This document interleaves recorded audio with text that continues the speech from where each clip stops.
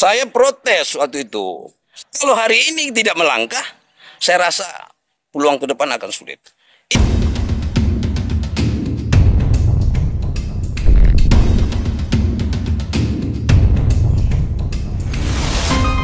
Jadi dia begini. Tadi pertanyaannya kan kenapa saya harus bela ataupun memberikan dukungan politik saya kepada Pak Dul ya dan adinda kita Al Hidayat Bajin ya. Jadi dia begini, saya ingin memutar sedikit waktu.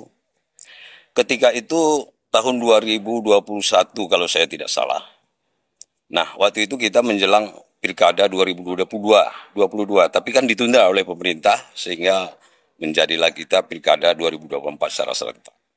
Nah, pada tahun 2021 itu saya pernah, kalau saya tidak silap, itu ada kelompok generasi muda milenial melaksanakan diskusi publik dengan tema, kalau saya tidak salah, mencari sosok pemimpin milenial untuk Aceh Singkil ke depan. Waktu itu saya diundang, saya hadir di situ.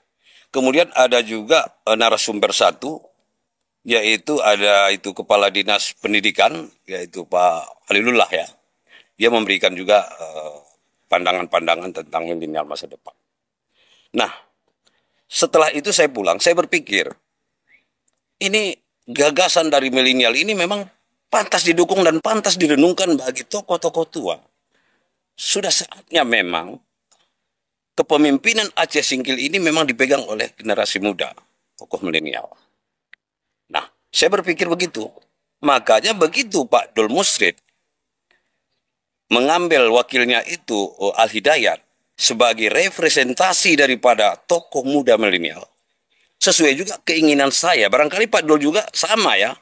Keinginan saya ada, saya berpikir bahwa Aceh Singkil ini sudah saatnya diserahkan kepada generasi muda supaya membangun Aceh Singkil lebih baik ke depan sebagaimana harapan masyarakat. Saya pikir ya Pak Dul juga mempunyai pemikiran yang sama dengan saya sehingga beliau ya mencari wakil pendamping beliau itu dari tokoh milenial. Nah, dasar itulah ya, artinya kenapa saya harus memberikan dukungan politik saya kepada Pak Dul. Saya rasa seperti itu. Ya begini, kalau saya katakan, Adinda katakan tadi bahwa tinta emas sejarah itu terlalu hebat sekali ya, terlalu dibesar-besarkan. Kita ini apalah. Tapi setidaknya begini, saya berpikir saya kan, andai kata saya tokoh muda milenial ketika itu, saya akan rebut memang kepemimpinan Aceh Singkil ini. Tapi sayang, usia saya sudah 63 tahun. Sebagaimana yang saya inginkan tadi bahwa Aceh Singkil harus dipimpin oleh generasi muda. Tapi setidaknya di sisa usia saya ini, kita nggak tahu usia ya, sampai berapa tahun. Mudah-mudahan saya panjang umur, saya bisa menyaksikan bahwa Aceh Singkil kelak dipimpin oleh generasi muda. Jadi keinginan saya itu hanya ingin sedikit memberikan pencerahan, ingin sedikit memberikan sumbangsih pemikiran, ide-ide kepada Pak Dul, kepada Adinda Al Hidayat, supaya bisa mereka itu maju, supaya milenial ini bisa kelak menjadi pemimpin. Ya, secara estafet, penyerahan kepemimpinan, penyerahan estafet pemimpin Aceh Singkil ini kan tidak boleh sekaligus, dan itu kan susah juga kalau sekaligus. Dia kan mereka harus punya pengalaman dulu. Nah, awalnya ya dari sini dulu, dari wakil dulu. Nah, kelak ya siapa tahu, karena kita mempunyai keinginan sama dengan keinginan milenial bahwa sudah saatnya Aceh Singkil dipegang oleh milenial, kaum milenial. Estafet kepemimpinan itu ya tahap demi tahap, bertahap. Pada dasar nanti sampai menuju keberhasilan untuk memimpin Aceh Singkil. Sudah begini, kenapa saya bilang bertahap? Saya teringat waktu itu tahun 92. Ketika itu ada sebuah seminar tentang demokrasi di Cisarua Bogor. Ya, Cisarua Bogor. Nah, saya hadir waktu itu sebagai peserta dari unsur wartawan. Ketika itu saya wartawan harian Angkatan Bersenjata. Jadi ada pemateri, pemakalah, itu ada dua yang saya ingat betul. Satu, Pak Adnan Buyung Nasution yang biasa dipanggil orang Kakanda. Kemudian satu lagi Pak Sarwan Hamid, itu dari Kapus Pen Abri.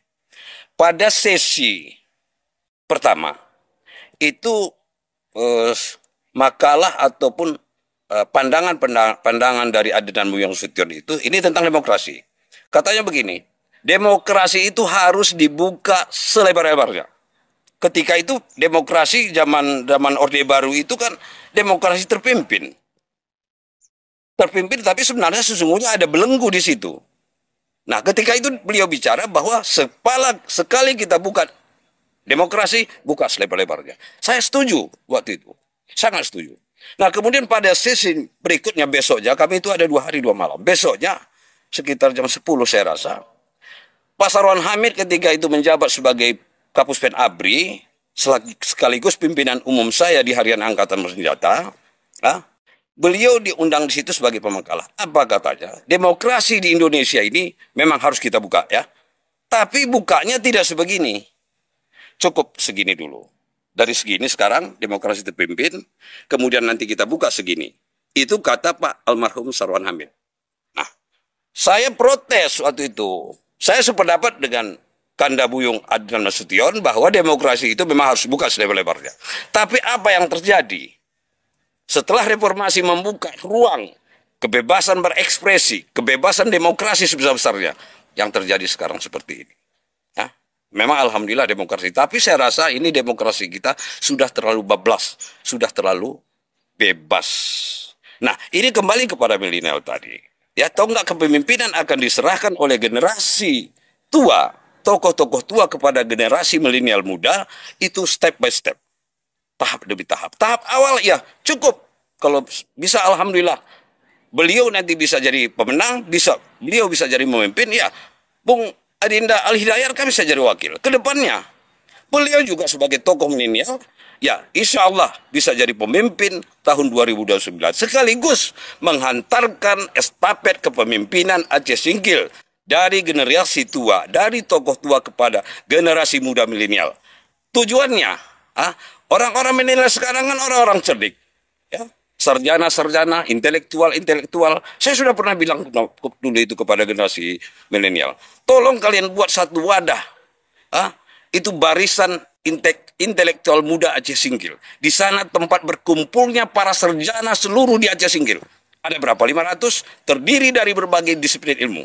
Kita tawarkan kepada pemerintah, Anda butuh tenaga, butuh staf, ada. Mau sarjana apa? Kita ada. Oh, jual. Kasih tahu kepada perusahaan HGU. HGU kalau mau tenaga kerja, silakan tanya kami. Ini gudangnya disiplin ilmu. Ini gudangnya sarjana di Aceh Singkil.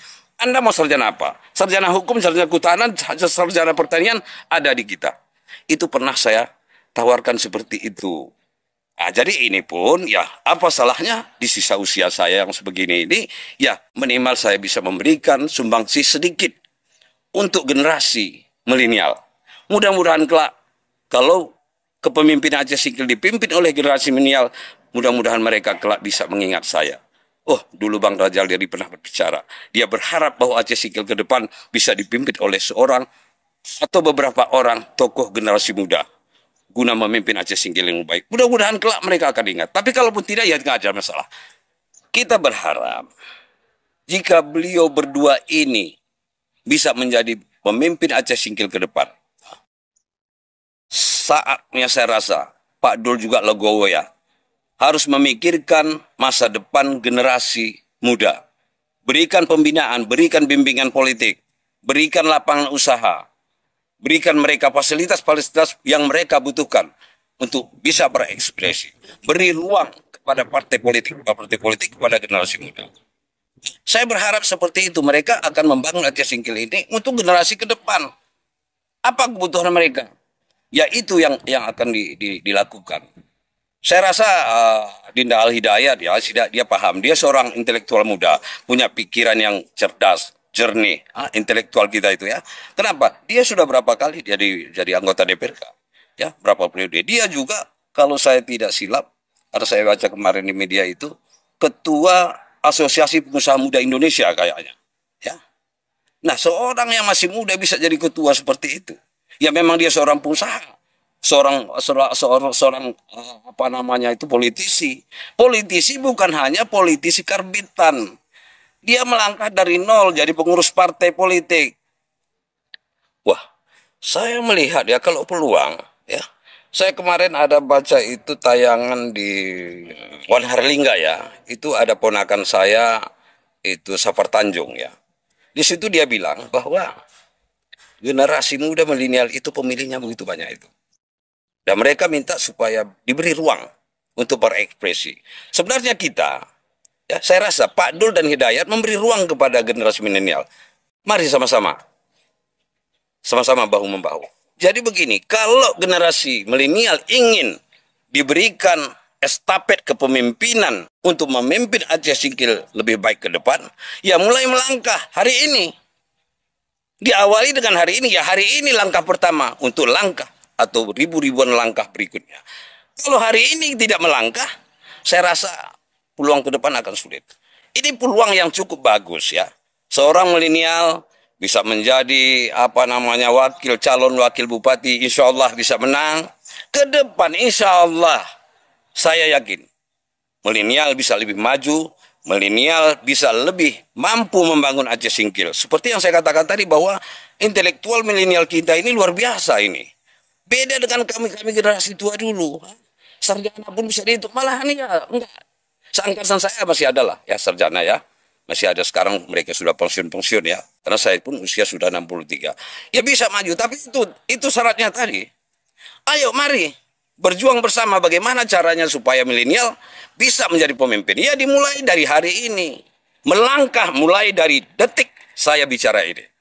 Kalau ingin sukses, kalau ingin diserahkan tonggak kepemimpinan itu kepada generasi milenial. Ya mari sama-sama. Ini peluang generasi muda.